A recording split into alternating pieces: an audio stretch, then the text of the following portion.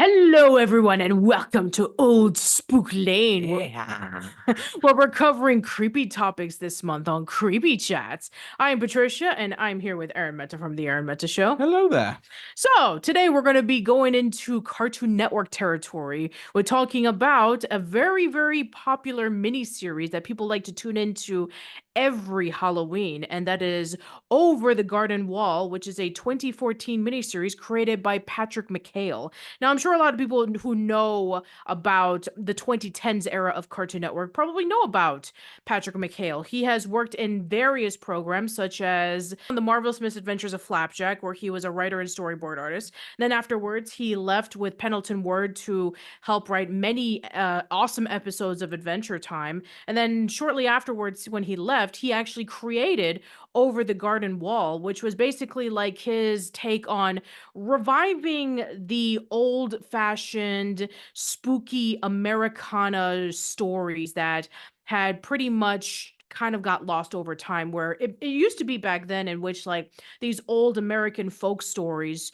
that had like a very spooky, macabre atmosphere would be very popular to read amongst young children. But over time they seem to have gotten lost. These legends seem to have died down over time, and he felt that that was kind of like something that was like desperately needed, especially during this 2010s era in which Cartoon Network had gotten a major boost, where shows such as Adventure Time and Regular Show pretty much like were the ones responsible for bringing Cartoon Network out of its slump after their interesting experimentation with delving with live action shows. hmm And so the one thing I had heard it Over the Garden Wall for a while, and it just became one of those shows where like I didn't get a chance to watch it, and now that you managed to sit me down and actually watch it, I've just felt that this was it's a very short show. I mean, you can get through it in like 10 episodes. Yeah, it is. It doesn't look very long at all. It's So not very long at all. It's only 10 episodes, and each of them lasts for about 11 minutes. yeah, basically the show follows like two brothers, Wirt and Greg, and they've effectively been like lost in a strange forest, and which they call the unknown. And so they're trying to find their way home. They meet this elderly woodsman that's played by Christopher Lloyd. And actually, before I go any further, I should actually talk about the voice cast. I mean, Elijah Wood, Christopher Lloyd, and Tim Curry are all in this. In this, And not only that, but there's also John Cleese, and there's Jack Jones, there's Samuel Ramey. There's a lot of really great voice actors in this series. Yeah, this is a little classic with like full of like wonderful actors that are in this, and I think this is a really great example of quality over quantity. I mean, you've got 10 episodes. They're magnificently done, in my opinion, and they got really great at voice acting with it. Also, very good music as well. Yeah, the music is really And excellent. a really interesting story to go back about as well, because you starts off as like one thing, like these two boys were lost in the woods and they're trying to find their way home, and they just meet like all these zany characters that are all in this unknown wood, and they just meet up in these very strange places, and it's the whole thing is is a massive trip, and but mind you, the thing is that I would basically just safely say this, once you get towards the end of the series, you start to kind of understand where it's all kind of coming from. But I mean, for what it is, and for fantasy characters that we're introduced to, and also the creativity that's also involved as well. It is worth the ride. Yeah, yeah. So I guess we can talk about each episode and, give our thoughts into it. And again, because they're very short, they're only 11 minutes long, we won't really delve too much into them, especially since we want you to see the show for yourself. It is up on Hulu, which, by the way, here in the UK, there is no Hulu, and it's not on HBO Max. Which again, you there is no HBO Max here. So you know what we had to do? Well, as of this podcast, there is going to be something interesting going on with Cartoon Network, and so on the 3rd of November, they're actually going to be celebrating its 10th anniversary. Yes. So it's interesting. I'm interested to see what they're going to do on the 3rd of November. Yeah, and I know that on Cartoon Network they're going to be having a marathon of Over the Garden Wall to celebrate the show's 10th anniversary. Yeah, but didn't they say they were going to be doing the Aardman animations? Yeah, I Arun think. Animations is going to be doing something. They just teased it on social media about a few days ago. Yeah. So I don't know what it's going to be as of the making of this. So I'm We don't know curious. what it is. So, Yeah. so if we do find out later in the fact and it's worth reporting on, we'll definitely let you know what that's going to be. Oh, for sure. Yeah. It'll either be an Arun and Patricia, or if it's even going to be worth a casual chat, we'll definitely do that as well. Yeah, I mean, we'll just wait and see what happens. But yeah, I definitely want to, briefly talk about these 10 episodes. So, first episode is called The Old Grizzled Mill, where we mentioned earlier that Wirt and Greg are these two brothers who are lost in the forest and they're trying to get themselves home. They meet up with an old woodsman and he brings them over to this abandoned mill and he tells them to stay there because there's the beast that is after them. And so while the boys are staying there, they try to figure out like, do we trust this guy? Is he going to be helpful for us?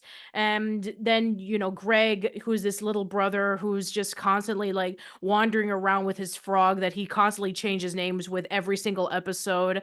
Like he's just like throwing candy around and he's like looking for a way that he can be able to just like cause mayhem. And then he actually sees like this beastly creature and then he lets his brother know about it and then all of a sudden there's this fight with the beast versus Wirt and Greg. Yeah, which is like, I mean, in regards to like, a first episode, I gotta be honest with you, like, it's not the greatest first episode of like a show of all time or anything like that. Like, I still believe that there are, better first impressions. I think that other TV shows have made it. But I mean, Over the Garden Wall, I mean, for what it did, it was okay. Like, it would have like, again, I'm just being picky here. I mean, like, I know that Over the Garden Wall is a very beloved show, but I get the feeling that there could have been a bit more explanation about learn a bit more about our characters that they could have put into this episode. I mean, I get the feeling that they just, I think they just left it a bit too. I mean, obviously they don't want to give away everything that's kind of going on with our characters because obviously you get the big spin at the end.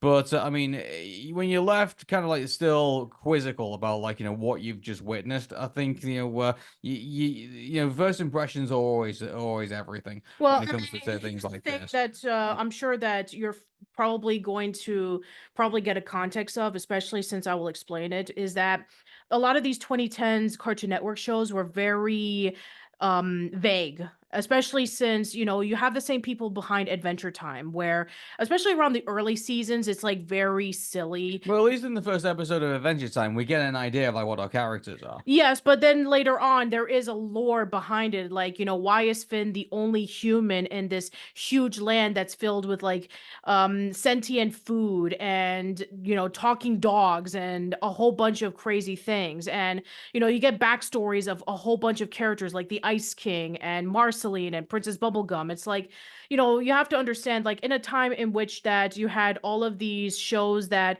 were very vague and they brought up a lot of interesting questions like, okay, if I watch this, I'm going to get more answers to the thing I want to know more about. I mean, same thing with Gravity Falls and on the Disney Channel, in which like, you got to see the first episode and you have Dipper and Mabel who are dropped off in Gravity Falls to stay with their Grunkle Stan for the summer and then Well, you understand why they're there to begin with. yes. But in Over the Garden Wall, it's like we're just kind of introduced to them, like they're just lost in this forest, and we kind of like don't. I mean, at one point, I thought, obviously, where you think like he's just like some kind of like, like gnome character or something like that. You think these are fantasy characters when you first don't really believe that they're children. To Right. start off with, it's like, oh, okay, then these are like these sort of kind of like fantasy characters, like belong to like this fantasy world. Like currently, I mean, like well, I didn't even believe Wirt was human to begin with. Yeah, it does definitely give you like interesting breadcrumbs for you to follow on, and Yeah, it is. what I'm arguing is that when you have, say, for example, we're using Gravity Falls, like even Teen Titans Go, for example, and I get, Teen Titans a bit cheating a bit really because we know what Teen Titans are, but I mean, at least you get an idea of here's the setting, here's the characters, here's what we're in, and now we kind of continue on to the next episode, and then the mystery begins. Yeah, I guess that's true, but also at the same time, I think that with the vagueness, it like opens up to like wanting to piece the mystery yourself. And I think that's one of the major appeals of, later Adventure Time or early seasons of Gravity Falls or even like the Owl House, in which like we're wondering a lot about like, oh, what's the meaning behind this, journal number 3, or, what is the deal with Emperor Bellows? Like, what's his But I backstory? mean, Or you develop that as you go on throughout the show. yeah, but So when you have a mini series, you can only do so much with so little time. that's true, and but I mean, I guess they had to only put in whatever they could, and then they had to move on to the second episode. So And yeah, again, it is only 11 minutes long, so you don't really have a lot of time to delve really deep into it. okay, well that's understandable. Yeah. So episode 2, Hard Times at the Husking Bee. So they are introduced to this little bluebird named Beatrice, whom Greg rescues from a thorn bush. And the woodsman tells them to go over to the nearest town after the previous episode when they quote unquote defeated the beast, which was not the beast, but he warns them, stay away from the beast. And so they go over to this town called Pottsfield, and there's a whole bunch of pumpkins. They're just like wandering around in this huge festival inside of a barn, and they're just wondering like, are we in the right place? Should we even be here? And yeah, it takes a really interesting direction where it's not what it seems. No, it's not, and so it almost seems cult-like when you first look at it, and it's like, oh no, here we go, we're gonna get involved in a cult, and so there's that, and then when you find out that Wirt and Greg have to work for the pumpkins effectively in this episode, it's like, oh yeah, we know where this is gonna go, but surprisingly, no, it doesn't go in that direction. No, it doesn't go in that direction. It actually has a really surprising twist, which when you watch it, it's like, oh, well, that actually makes a lot of sense. Okay, so episode 3, School Town Folly. So they wander around and they go over to this little schoolhouse, and Wirt and Beatrice are having this argument with one another, with Beatrice saying that Wirt is too much of a pushover, and Wirt is trying to do the complete opposite, where he's ignoring Beatrice and he ends up getting into trouble. And then you have Greg, who is befriending all of the students who are not going to classes, and he's just trying to liven things up because it's so boring and dull. Hmm. And then you have this teacher who's just like so depressed because her loved one disappeared, and then there's this giant gorilla that's just chasing her, and it's affecting the whole school. Yeah, it gets weird. I think Yes. well, I'm not saying it wasn't weird already, but this is a strange thing that's kind of like happening right now. So It is. yeah. And I'm sure that a lot of people also remember the song that Greg sings when, he's trying to liven up the students during lunch class about potatoes and molasses, which, by the way, is not a very good combination. No, he's not. All right, so next one is Songs of the Dark Lantern. So they go over to a tavern because they want to be able to find directions over to the Good Witch of the Woods, Adelaide. And then there's more introductions about the Beast. And this is the episode in which when Ward is trying to figure out who is he really? Like, he's not just some regular kid. And then in between, you have, Greg, who is just like, causing ruckus over the tavern. And then Beatrice is with a horse. And they just so happen to see the woodsman feeding the beast with this lantern. And it answers more questions about the beast. Hmm. So I mean, yeah, it's good to have developments of other characters in this rather than our first three. So I'm really glad that we're finally getting to the point where it's like, oh hey, we're gonna find more about our threat in this. And so I mean, again, I know we said before, like there's only so many episodes you can play with, but at the same time, you've only got so much. If you're gonna have so many characters and you've only got so many time to play with, I think you need to start really putting on meat on the bone on what's going on here. Mhm. So yeah, I'm really glad we got this episode actually. Yeah, episode 5, which is Mad Love. So, in order for them to get money so that they can be able to cross the ferry over to see Adelaide, the Good Witch of the Woods, they actually have to convince this rich billionaire called Quincy Edicott that they're his nephews. And And this is the John Cleese episode. this is the John Cleese episode. No. So yeah, so basically he is quote unquote seen a ghost, and he is trying to ask his nephews on, hey, can you be able to help me get rid of this ghost for good? And it's like, oh yeah, we'll be able to do it if you can pay us for it. So that was a fun episode to go with, and John Cleese is alright in this episode as well. You got to follow along with him. He was my favorite part of that episode. Yeah, he was really, really eccentric and he was really quirky. And the fact that he just was accepting that these two strangers were his nephews and that he was just like so close to them and he was able to tell them a whole bunch of really strange stuff. And basically, it's just the boys trying to pawn this guy off for money. Hmm. And the same horse that they kidnapped in the last episode is joining along with them because reasons. Yeah. Okay. Okay, yeah, sure, whatever.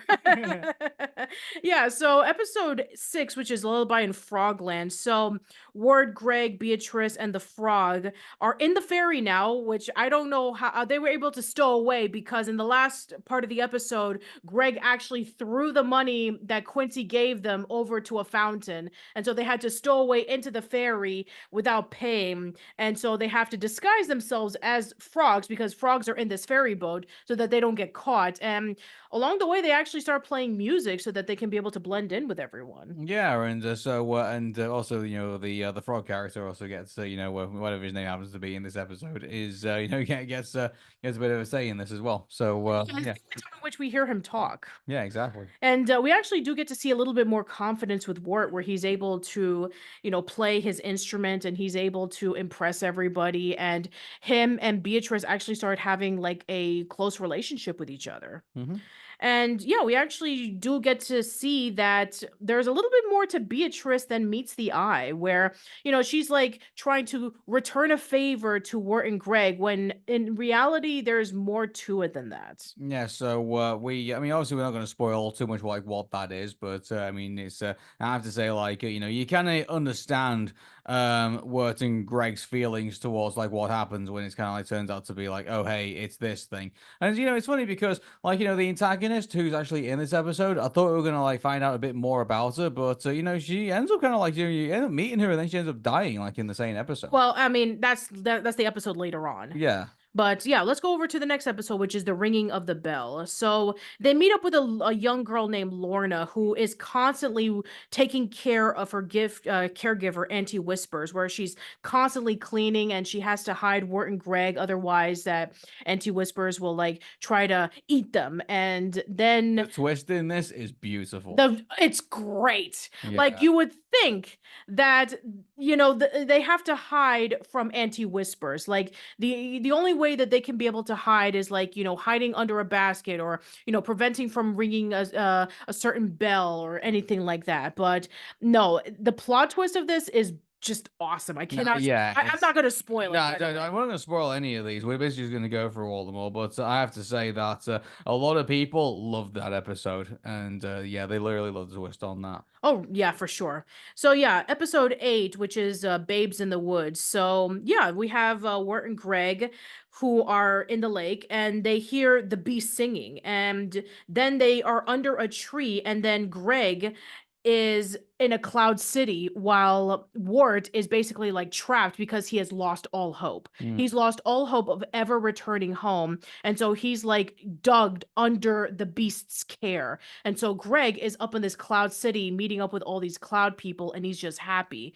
And the ending of this is wow, mm. amazing. Like the fact that Greg was able to do like a major sacrificial thing for his brother in order for him to feel hope again. Yeah, and then that leads us effectively into like the finales effectively like this continues on between 9 and 10 Yes, it does. effectively. The first time in which we actually do get to see like two episodes follow up with one another and it actually explains everything. Yeah, it does. And so, I mean, I don't particularly want to go too further into those episodes because eventually that basically just gives away like the Yeah, entire I'm not like, gonna plot. give any of those things away. You really have to see 9 and 10 in order for you to get an understanding on what is going on. Yeah, and that was like that's when I found out, like, oh hey, these are kids, like, like not fantasy characters. So it's like yeah, that's when I found out, like, because 9 and 10 just yeah, this is the thing, like, if this was done, like, I bet you if Disney did this, I bet you, like, they would have put episode 9 at, like, at number one, episode 1, and then, like, it would just continue on from there, and they were basically just done it in that order.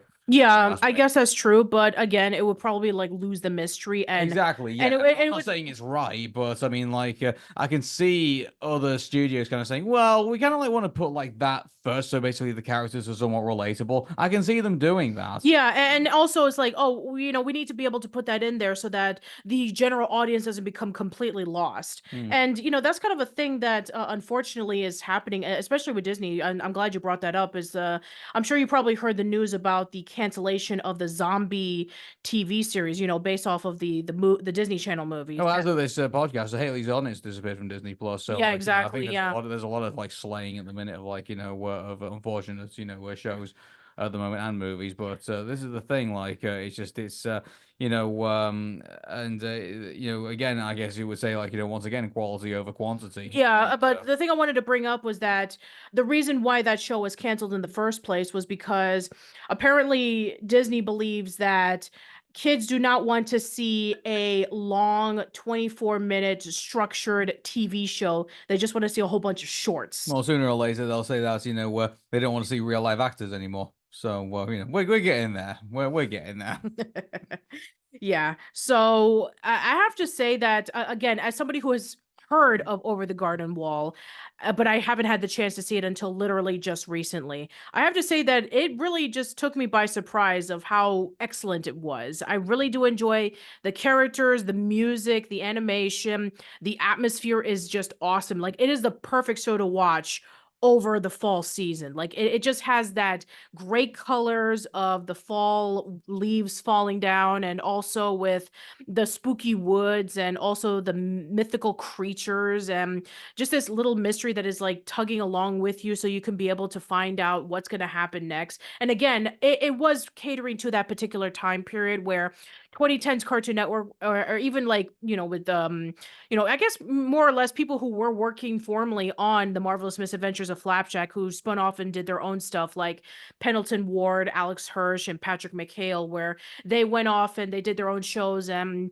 they did a lot of shows that had a lot of vagueness, mystery, great characters, great music, and you had to tune into every episode to find out what happened next. I'm sure that there was a lot of Reddit posts and forum posts about like their own fan theories about what was going to happen or what the meaning of everything was. So yeah, it was basically like catering to that particular time period in which like it was like unknown as to what the story was leading towards, and I think that's the great mystery of it. And yeah, I think that when you watch it the first time you're completely lost, and then when you reach over to the last two episodes it makes a lot of sense. And I'm sure by a second watch through, once you have an idea of it, when you watch this show over again a second time, it starts making a lot more sense, and you do get to see like little clues popping up from time to time.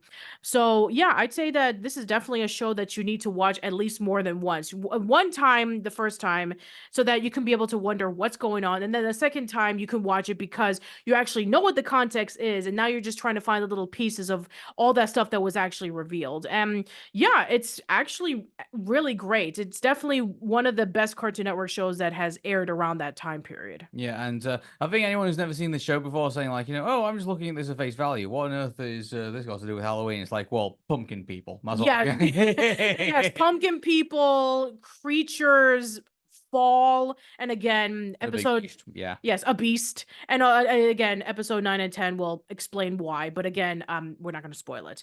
But yeah, if you are interested in checking it out, it is on Hulu, and it's funny because the other day I saw Patrick McHale on social media saying that Hulu actually took it out, and then Hulu said, "Oh, we're sorry, it was a mistake. We'll put it back in there." So a mistake, huh? Yeah, Yeah, a mistake. it's a simple misunderstanding. Yeah, that's all it was. Whatever. Keep demanding, your show stay up on the streaming. Yeah, trust me, because it's just like Haley's on it.